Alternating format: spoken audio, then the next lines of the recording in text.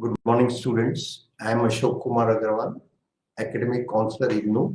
Today we are going to study MMPC 12, Strategic Management, Block 4, Strategy, Implementation and Control, Unit 11, Corporate Governance.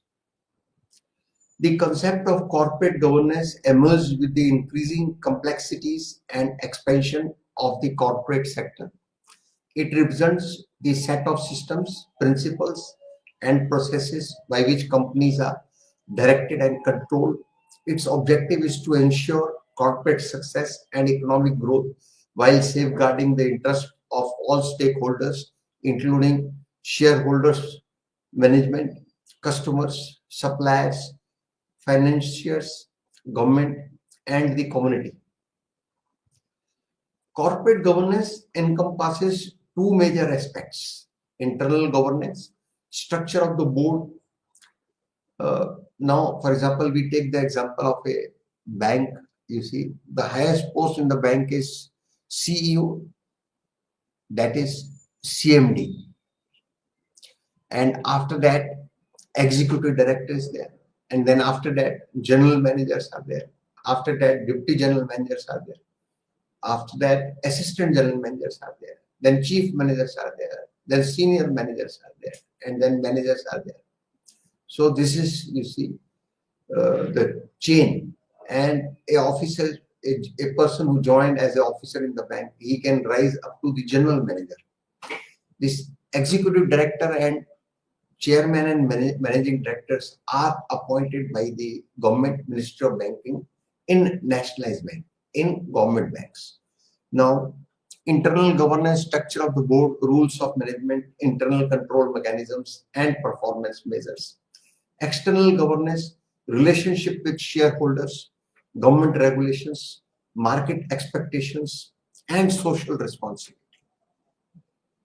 With globalization, competitive markets, and increased investor activism, corporate governance is now considered a strategic necessity and not merely a compliance requirement. It helps in enhancing organizational transparency, promoting accountability, preventing corporate frauds, boosting investor confidence, ensuring long-term sustainability. Evolution of corporate governance. Corporate governance has deep historical roots, even traceable to ancient Indian philosophy. The well-being and welfare of citizens as the top priority for rulers. Applying this to corporate context, the king is equal to chief executive officer. The state is equal to the organization. The subjects are equal to shareholders and stakeholders. Historical evolution highlights period key developments. 19th century period, company law introduced to protect shareholder interests, concept of board of directors as trustees established. 20th century financial scandals and irregularities prompted stronger governance frameworks. Globalization led to international efforts to standardize governance. 1990s onwards, multiple international reports and committees led to country-specific governance codes. Governance became linked with strategic management and ethical responsibility. Business ethics. Business ethics refers to the moral values, principles, and standards that guide behavior in the business world. While laws may not always address every possible unethical behavior, ethics cover a broader domain reflecting what is right versus wrong beyond legality. Now, what are the features of business ethics? The first one is it helps differentiate between ethical and unethical behavior, guides decision making on internal issues like human resource, marketing, and operations. closely linked with corporate social responsibility, CSR, encourages business to be ethical citizens, not just profit-making entities, includes both descriptive ethics, what is done, and normative ethics, what should be done. Ethics are informal but often more influential than law in shaping culture. Examples of an ethical organization are a company named ABC focuses on wealth maximization over short-term profit, maintains customer-centric values, builds a high integrity culture. You see, now we say that a person, that employee, he is of very high integrity. That employee, he is of low integrity. You see, the one with high integrity is very, very honest. The one with low integrity is not very honest. Promotes team-based resolution of dilemmas, cares for employees and their families. So, in an ethical organization, they will also care for the employees and their, family. They will have schemes for the welfare of the employees. For example, let us take the example of medical aid. There are many companies, they say that you take insurance, cover medical insurance. Suppose anybody in your family is hospitalized. So that policy, insurance policy will, pay the money. So while buying that insurance policy, 50% premium you pay, 50% employer will pay, or 100% employer will pay. So this is, how a company takes care, for employees and their families. Now, pillars of corporate governance are, number one is, number one pillar is accountability. What is accountability? Every decision maker should be accountable for outcomes, positive or negative. Accountability must exist across all levels, from junior employees to top executives.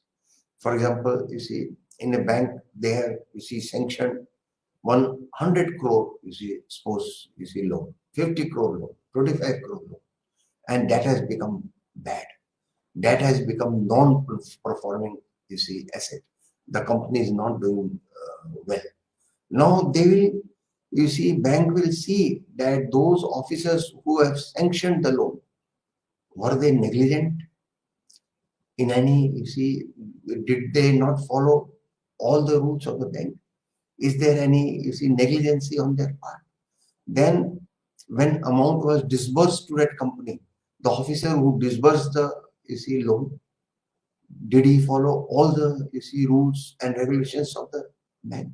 Then after that periodical inspection, whether the inspections of that, company were done timely inspections. For example, in big loans, bank is doing inspection every month or once in a quarter. So all these things, bank sees that, and if there is anybody accountable, bank gives punishment to that officer. Next is, this is what is accountability. Next is fairness. All stakeholders, investors, employees, customers, vendors must be treated impartially without favoritism. It helps reduce discrimination and promotes equality. Third one is transparency. All material information, that is financial, strategic, and operational, should be shared honestly with stakeholders. Transparency builds credibility and reduces the risk of fraud. Then integrity, ethical values and honesty must be embedded in the organization's culture. A strong ethical foundation ensures better employee morale and brand trust. Social responsibility. Organizations must act in the interest of society. Corporate action should consider environmental impact, community welfare, and ethical conduct in operations. Models of corporate governance. Corporate governance practices vary globally due to differences in culture, economic development, legal systems, and corporate structures. There are 7 prominent models. Historical, dominated by family-owned business, now evolved to include institutional investors. Secondly, influence of both British and French legal systems. Next is boards have a dual responsibility, protecting shareholder interests and upholding social goals. Next is emphasis independent directors, audit committees, and transparency. Next is regulations often industry specific, with sectors like mining and energy being highly governed. This is Canadian model. Next is Anglo-American model. It is in United States and United Kingdom. Shareholder-centric model, strong emphasis on individual shareholder rights, separation of ownership and control. Shareholders own, managers run the business. Boards are mostly non-executive with independent directors. Key components of Anglo-American model. Sarbanes-Oxley Act 2002 in the US introduced mandatory internal controls and auditing. CEOs, Chief Executive Officer, CFO, Chief Finance Officer, certification of his financial reports. They should, you see, certify the financial reports. Everything mentioned in the report is correct. Then whistleblower protections. Next is Cadbury Committee Report 1992 in the UK emphasized distinction between CEO and chairman, inclusion of independent directors, effective board performance evaluation. Now, next is German model, third one. 2-tier board system, supervisory board, Aufsichtsrat appoints and oversees the management board. Management board handles day-to-day operations, includes employee representation, co-determination, emphasis on banks and large families as long-term shareholders, encourages consensus decision-making and social partnership. Next is Italian model, traditionally family-controlled business, weak investor protection until recent decades. 1930s collapse of investment banks led to state control of industries. Post-2000 reforms increased board independence, disclosure norms, minority shareholder protection. Next is French model, state and religion historically controlled finance, high level of state ownership and intervention in industries, gradual evaluation to market-based economy brought reforms. Governance involves 2-tier bonds but with more state oversight. The AFEP MEDEF code is primary source of governance rules. Next is Japanese model, historically family oriented and hierarchical. Post WWII reforms led by the US encouraged private public cooperation. Keiretsu system, group of interlinked companies with cross shareholdings and strong bank relationships. Main bank system plays a supervisory role. Emphasis lifetime employment, group harmony and employee welfare. Next is Indian model, mix of Anglo-American and family business structures. 1998 CII introduced desirable corporate governance code.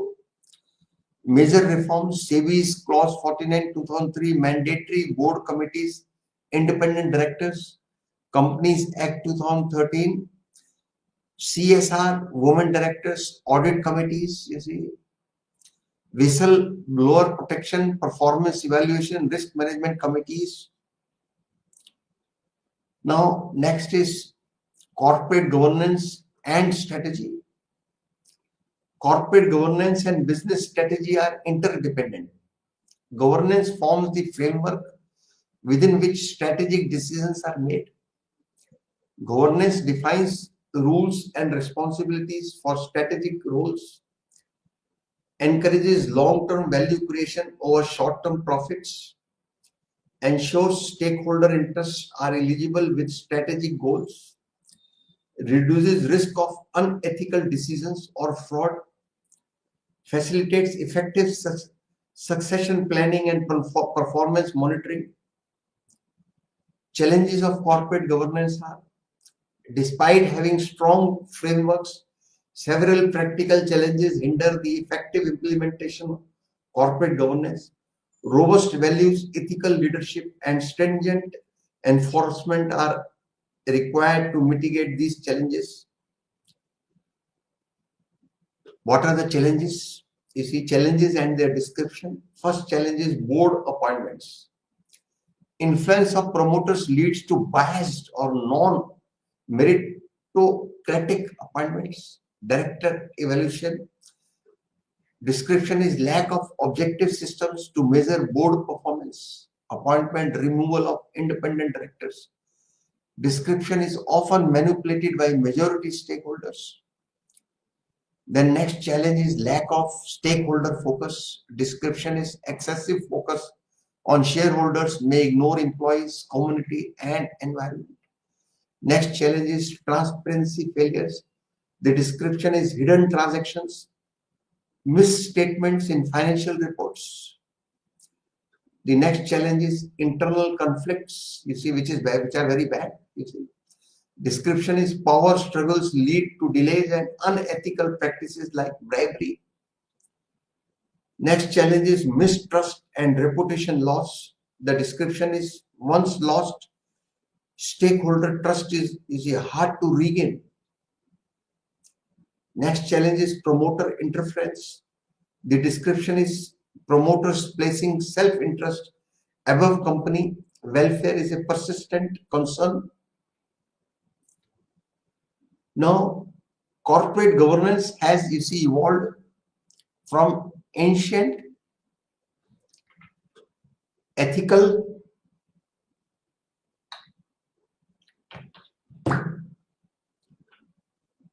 codes to modern legal frameworks, guiding organizations in a competitive and dynamic global economy. The 5 pillars are accountability, fairness, transparency, integrity, and social, responsibility form the foundation of good governance. Each country adopts governance models shaped by its legal, cultural, and economic environment.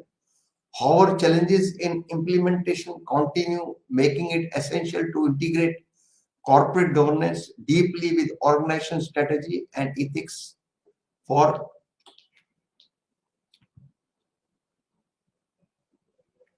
sustainable success. So, in this unit, corporate governance, sustainable success is about achieving. We have studied corporate governance has evolved from ancient ethical codes to modern legal frameworks, guiding organizations in a competitive and dynamic global economy. The 5 pillars are accountability, fairness, transparency, integrity, and social responsibility. Form the foundation of, good governance. Each country adopts governance models shaped by its legal, cultural, and economic environment. However, challenges in implementation continue, making it essential to integrate corporate governance deeply with organizational strategy and ethics for sustainable success. Now we come on the next unit, that is unit 12. It is about control, how to control. Now, once a strategy has been implemented, you see, organizations must ensure that it is being executed, you see, effectively and yielding the desired outcomes. Control becomes the next crucial step in the strategic management process. It refers to the evaluating strategy performance and making timely corrections if outcomes deviate from plans. For example, we take the example of a bank. In that, you see, just to reduce non-performance, you see, assets, NPAs, bad loans, just to reduce. The bank has come out with a compromise, you see, scheme. In that scheme, you see, they have said they are, you see, they have told to the clients that, okay, you only return the principal. We waive the interest, or we waive the 50% interest we waive, you see. So they circulate this to all the branches, and all the branches have to follow. All the branches will have to contact the bad loan, you see, customers, and they have to offer to them this compromise proposal that, you see, you pay only the principal. You see, your account is non-performing asset. Non-performing asset means that account is not giving any income to the bank. That has become NPA. The unit is not working properly. So they offer, you see, the bank manager is offering to them that you return only our principal, don't pay our interest. Or we waive your 50% interest. You pay this much amount by such and such date, you see. Then, you see, after that we'll issue a no due certificate, you see. You can clear your loan. So this was the strategy, you see, made by the head office. And now branches, they have to, you see, implement this. Now next is, given a dynamic business environment, strategies may become outdated due to unexpected changes in external factors. That is economic shifts, competitors, moves, regulations. Then internal mismatches in organizational structure, culture, or resources. Lack of oversight, you see, at operational levels. Now, control systems are therefore essential to identify gaps and ensure that mid-course corrections are made to keep the organization on track. The control process is not reactive but proactive, enabling strategy, agility, and responsiveness. Now, key functions and their strategic relevance are finance, you see. Decides sources of funds, equity versus debt. Determines capital structure, borrowing limits, and debt equity ratio, you see. Debt equity ratio means how much you have borrowed and what is, you see, the company's money. Say, for example, company's debt equity ratio is 3:1. This means, you see, company has, you see, borrowed 3 times than its, you see, equity. Company can borrow from banks, financial institutions. It can be 2:1 also. Influences investment decisions, including whether to lease or buy. Manages cash flow, you see, how much cash, how is the, you see, cash. Dividend policies, how much dividend you are going to pay. Then what is the financial risk. Next is, you see, next key function is, you see, marketing.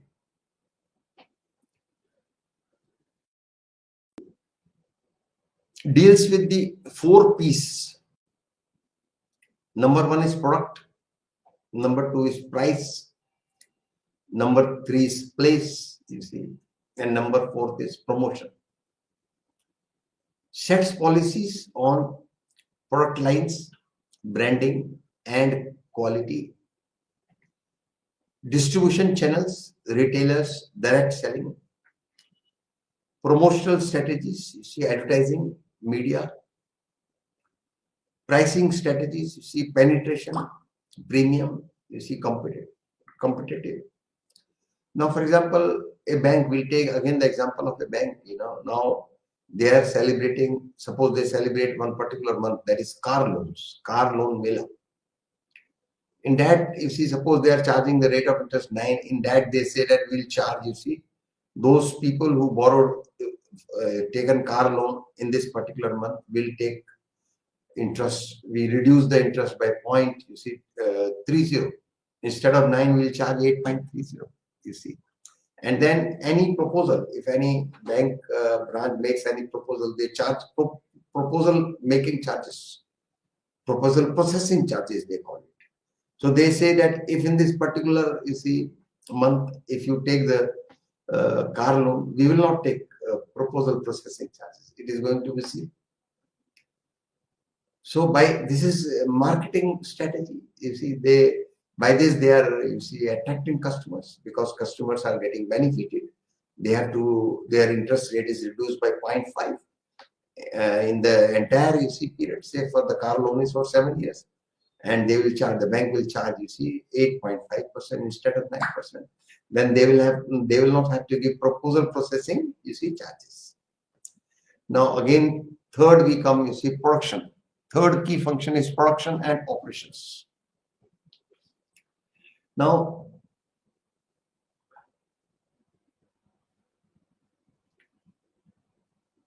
policies on capacity utilization, quality control, supply chain, plant location, make or buy decisions depending on cost efficiency, availability, and criticality. Then supplier selection policies, that is number evaluation criteria. Next key function is research and development, R&D. It defines whether focus is on basic research, new innovations, or applied research improvements. Resource commitment for long-term product development, drives innovation strategy for differentiation or cost leadership. Fifth key function is, you see, human resource, HR, policies on recruitment, retention, compensation, training, and succession planning. You see now how recruitment is to be done, whether any written test will be taken or only interview will be there. And you see, after that they have to see that employees are, you see, retained in the organization. They should be happy, you see. It is not like that, you see, everybody is resigning on the alternate day. They are getting better jobs. So company has to think about their, you see, salaries, etc. Then compensation, what compensation is to be given. Then about training, how the employees are to be, you see, trained. Training is very necessary, you see. Say for example, we take an example of a government bank. Whenever they recruit, you see, assistants, officers, they send them, you see, for training. In that training college, you see, they are told that how a bank branch is functioning.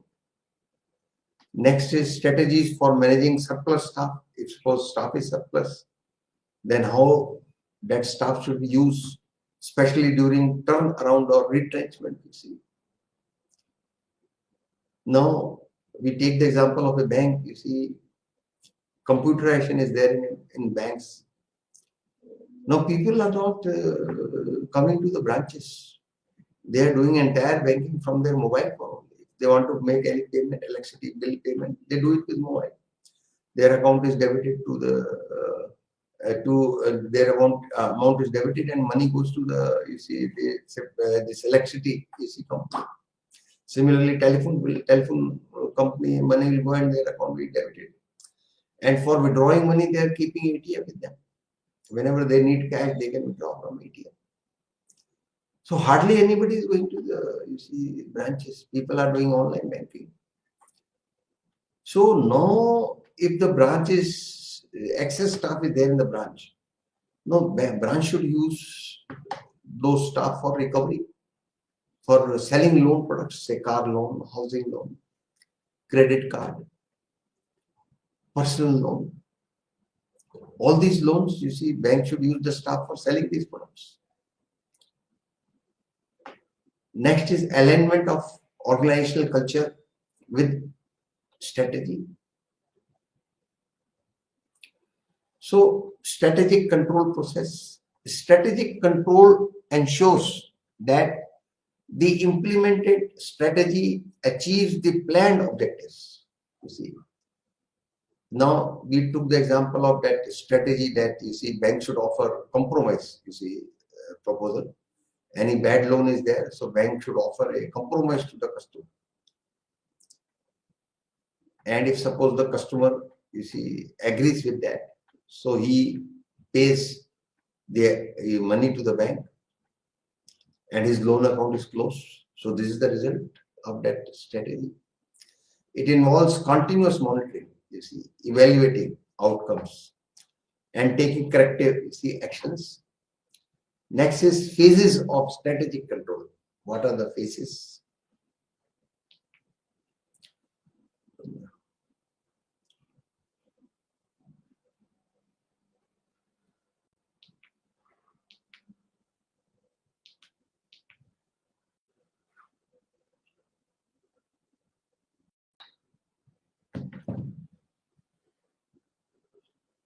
First phase is evaluation criteria setting. Identify key success factors, that is rate of interest, you see, market share. Second is, you see, set benchmarks, historical, industry, you see, internal. Second phase is performance evaluation. Monitor actual performance through financial and non-financial, you see, indicators. Say, for example, when the bank has offered, you see, this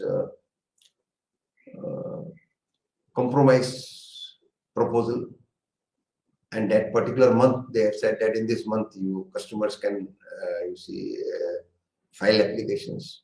So how many applications branches have received total, and how much, you see, the bank's bad loans will be paid, you see, and how much is going to be the profit. So all these things, you see, bank will work out. So performance evaluation, monitor actual performance through financial and non-financial indicators.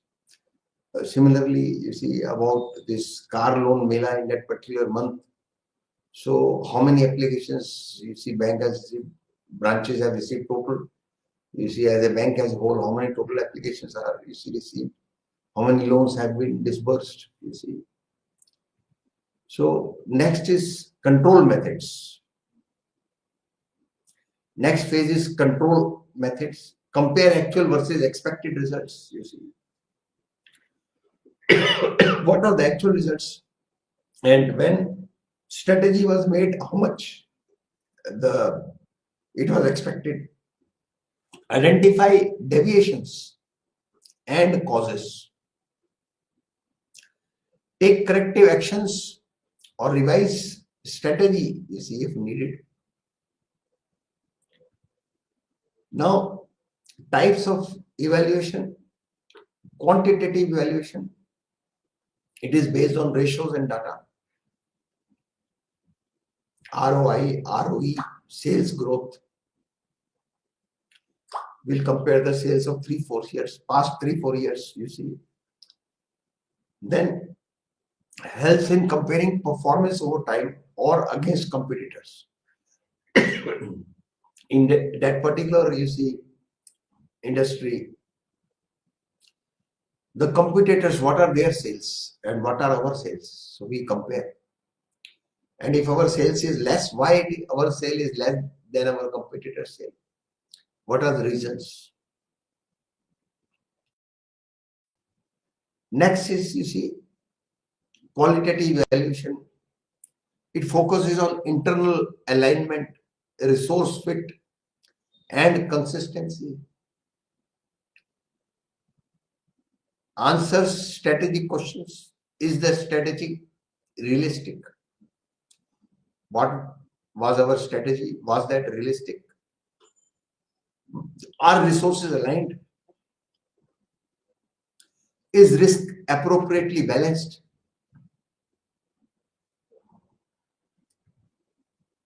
Next is operational control.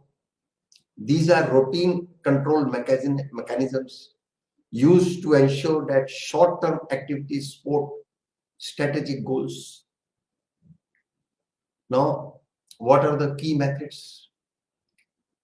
For financial controls, it includes accounting ratios and due point analysis.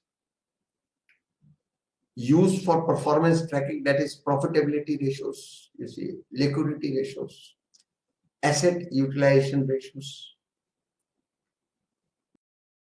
By profitability ratios, we come to know about the profit. Liquid ratios, you see, current assets divided by current, you see, liabilities. What about the liquidity? It tells about the liquidity of the company. Then asset utilization ratios. So all these ratios, you see, we take out. Now, under liquidity ratios, our current ratio is there, current assets divided by current liabilities. It is preferably 1.33:1. Then debt equity ratio, you see, what is our debt and what is our stake. You see, the preferable is 2:1, 3:1. Next, you see, key method is budgeting. Forward looking, you see, control tool allocates resources and predicts outcomes. Budgets can be, you see, time-based, short, long-term budget. Function, you see, based human resource and marketing. Then flexible or fixed budget. So budgets can be time-based, short-term budget, long-term budget. Function-based, human resource, you see, marketing. Then flexible budget or fixed budget. Now, type of budget, you see, and description. The first type of budget is sales budget, forecast of expected sales. Capital budget, description is allocation for fixed asset investment. Third type of budget is personal budget. Description is staff costs and benefits. Fourth type of budget is flexible budget. Description is adjust with activity level. Next is, you see, audit. Evaluate internal and external compliance. You see, types are internal audit, external audit, management audit. So internal audit by in-house teams, external audit by independent professionals. Management audit evaluates managerial, you see, efficiency. Now internal audit, say for example, we take the example of a bank. In a bank, suppose it is having 5,000 branches. So they are having, you see, internal audit department. They do the audit of all the branches, you see. And they see if the branch is following, you see, bank's rules and regulations, the rate of interest, whether on deposits or on advances are charged as per rules. In loans, documentation is proper as per rules. Documents are executed, you see, from the customers when loans are disbursed. Similarly, how these non-performing assets, whether you see a loan which should be categorized as NPA, branch has categorized it or not. If bank is still taking it as a stranded asset, then they will, you see, ask the branch to correct it. If any, you see, in any loan, if an installment is not serviced, that loan becomes, you see, non-performing asset for the bank because it is not performing. It is not earning money and giving to the bank. It is not servicing the interest. Loan is given after all by the bank to earn the interest. If that interest is not serviced, so the account becomes non-performance asset. So external audit is done by the chartered accountant. You see, in a bank, you see March, every year, 31st March, balance sheet of the branch is signed by the auditor, external auditor. If any branch is very small, they may not get it audited, but all other branches, the banks are getting audited, and the balance sheet is signed by the chartered accountant. The next is management audit. You see, it evaluates, you see, managerial efficiency.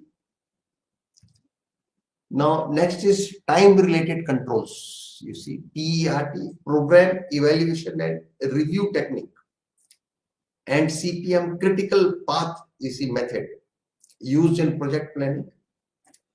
Identify dependencies and ensure timely delivery. Fifth one is, you see, management by objectives, MBO. It is known as MBO. Objectives are set at all organization levels. Performance is reviewed and linked to rewards. It promotes alignment between individual goals and organizational strategy. Then performance standards. Performance standards are reference points against which actual outcomes are measured. An ideal control system uses a combination of these standards for well-rounded evaluation. Types of standards, you see, type, their description, and what are the pros and cons. The first type is historical. Description is based on past performance. Pros and cons are simple but ignores changing conditions. You see, they are ignored. Changing conditions are ignored. Second type is industry. You see, description is benchmarked against peers. Then pros and cons are encourages competitiveness, but comparability issues may arise. Third type is present internal, based on goals set by management. Pros and cons are realistic and relevant, but needs detailed analysis. Next is analysis and follow-up action. Once performance data is collected, it's compared to standards and gaps are identified. Reports are generated. Motivational reports focus on controllable, you see, variables. Economic reports, full cost-based analysis. The next is types of actions. First type is improving performance if control is possible. Revising standards if external factors are responsible. Modifying strategy if performance gaps, you see, persist. Next is problems of control systems, problem and their description. First problem is criteria disagreement. Description is managers may disagree on what to measure. Second problem is invalid data. The description is inaccurate or irrelevant information hinders analysis. Third problem is uncontrollable factors. Description is standards may be based on outputs and controlled by managers. Fourth problem is conflicting goals. Description is, you see, high market share plus low marketing spend minus often incompatible. Next problem is perception of unfairness. Description is employees may resist systems they see as, you see, biased. Next problem is short-term bias. You see, description is focus on immediate results may sacrifice long-term goals. Next problem is intangibility, you see, issues. Description is difficult to measure non-financial outcomes like innovation or morale. Types of strategic controls are premise control, ensures that initial assumptions behind strategy are still valid. For example, changes in economic forecasts, regulatory conditions. Special alert control triggered by unexpected events like a competitor's merger leads to immediate reassessment and possible, you see, change in strategy. Third is implementation control, monitors execution phase through strategic thrusts, special projects to test strategy, milestone reviews, checks at critical points in execution. Fourth is strategic surveillance, a broad general scanning of internal and external environments, focuses on early warning signals. Sources include media, conferences, competitor behavior, etc. Now, operational and strategic control, difference between operational and strategic control. Basis, operational control, strategic control, nature, routine, daily, then long term, big picture, control type, feedback, feed forward, level, functional, top management, then focus, efficiency, effectiveness, time frame, short term, long term, environment, internal, external, goal, monitor activities, align with strategic goals. Control is essential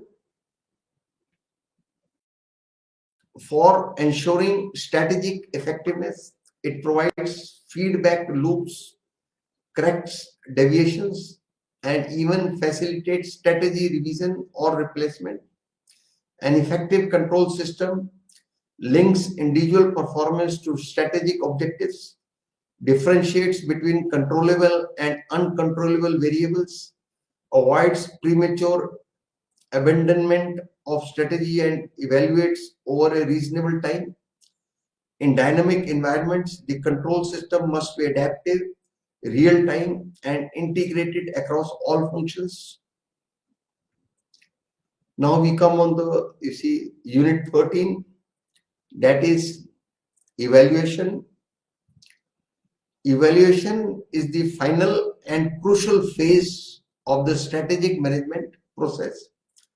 Following strategy formulation and implementation, no matter how well a strategy is designed or executed, if it is not evaluated periodically, it risks becoming irrelevant in a dynamic environment. Strategic evaluation ensures that the organization is, progressing toward its goals effectively and efficiently.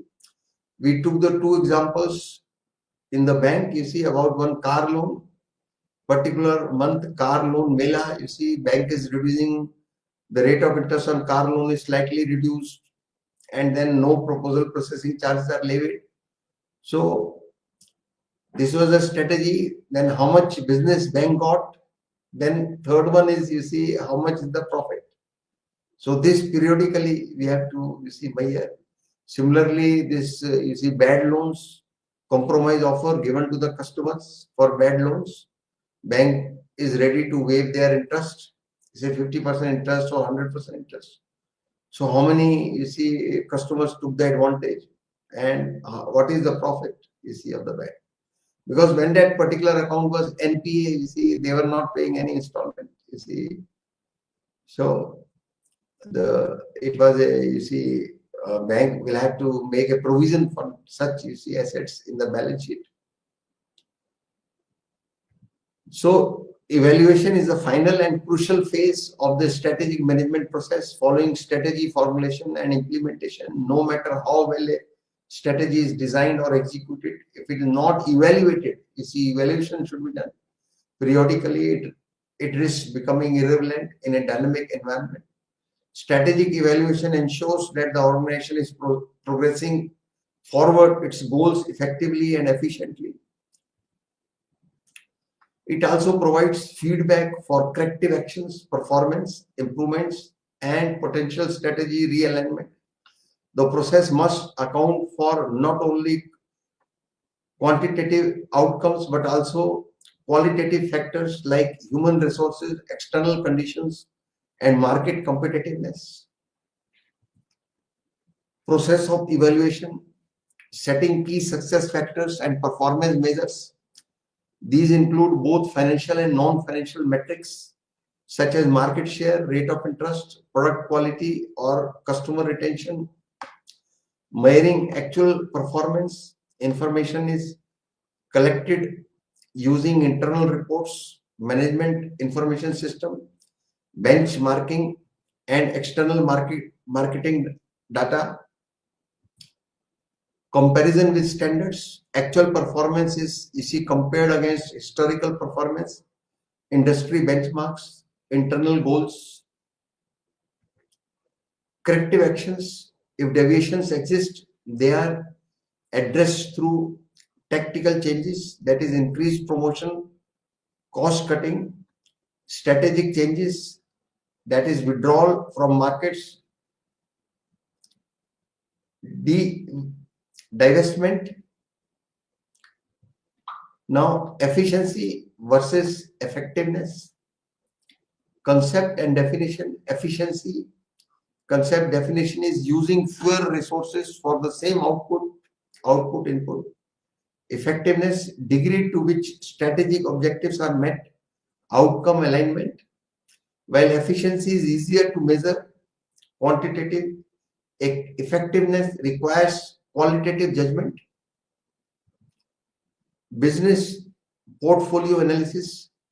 Portfolio analysis treats the organization as a collection of business units or SBUs, helping top managers optimize resource allocation across various segments. It balances the firm's investments in business that differ in risk, cash flow, and development stage. Boston Consultancy Group, growth share matrix. This classic matrix evaluates business based on relative market share, industry growth rate, relative market share, competitive strength, industry growth rate, market attractiveness. Boston Consultancy Group growth share matrix, you see category, description, strategy.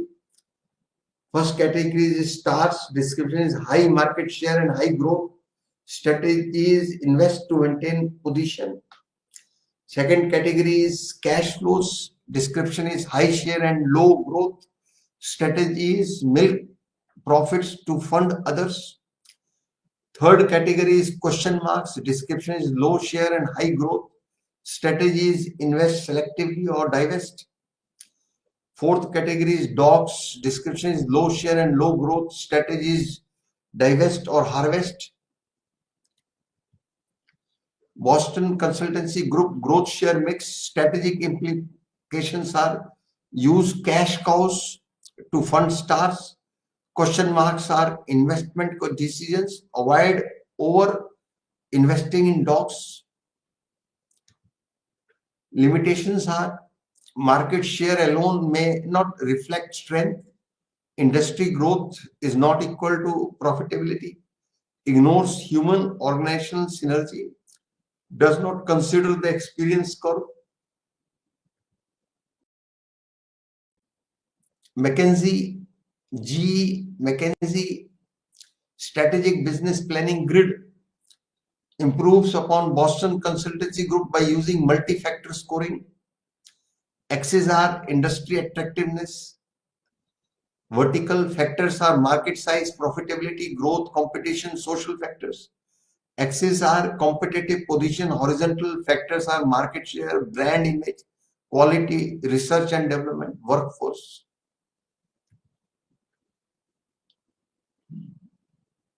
McKinsey strategic business planning grid. Each business is placed on a 3x3 matrix, low, medium, high, with size of the circle indicating revenue share. Stoplight strategy. Green, invest and grow. Yellow, analyze and decide. Red, divest or harvest. Shell's directional, you see policy matrix, uses business prospects and competitive capabilities to categorize SBUs and recommend strategies. Quadrant and strategy. First quadrant is leader, high priority investment. Second is try harder, increase resource to gain leadership. Third is double or quit, focus only on future winners. Fourth is custodian, phase out, minimal, you see investment, maximize returns. Next is disinvest, liquidate, and reallocate resources. Profit impact of market strategy, PIMS, developed through research at GE and SPI. PIMS analyzes over 2,000 businesses to determine links between market strategy and rate of interest. Key insight: higher market share is equal to higher rate of interest due to learning curve effects, brand leadership, efficient use of resources. Unlike Boston Consultancy Group or GE, it uses statistical models rather than subjective judgment. Arthur D. Little matrix, stage and strategy, growth and strong position build, maturity and strong position hold, decline and strong position harvest, weak in any stage exit or avoid. Now, Hoffer's product market evaluation matrix evaluates businesses based on product market life cycle development, growth, shakeout, maturity, decline, competitive position, strong to weak. This matrix adds strategic timing and market dynamics to traditional portfolio tools. Qualitative factors, qualitative evaluation complements financial data with strategic judgment. According to Seymour Tiles, key evaluation questions include: is the strategy internally consistent? Is it aligned with the environment? Is it resource feasible? Is the risk acceptable? Does it have a suitable time frame? Is the strategy operationally workable? Additional considerations, balance between short and long term projects, ethical and social responsible, choices, human capital and leadership, alignment. Balance scoreboard, BSC, developed by Kaplan and Norton. BSC is performance management tool that translates strategy into action using a multi-dimensional approach. Balance scoreboard, perspective focus, financial, rate of interest, profitability, cost control, customer satisfaction, retention, market share, internal business processes, efficiency, quality, innovation, learning and growth, employee development, knowledge, culture. Balance scoreboard example: local newspapers, BSC, financial, minimize overheads, cost ratios, customer positive, advertiser relationships, processes, desktop, publishing, waste control, learning, training, IT systems, flat hierarchy. BSC helps balance short-term goals with long-term capability building. It is not just a measurement tool, but also a communication and strategic alignment system. Structure for evaluation: central type, control focus, profit center, revenue and cost, rate of interest, responsibility, revenue center, sales only, cost center, expenditure control. Structure for evaluation: divisional structures allow autonomy and accountability. Functional structures work best for stable environments or cost centers. Structuring evaluation around responsibility centers enables clear accountability and tracking.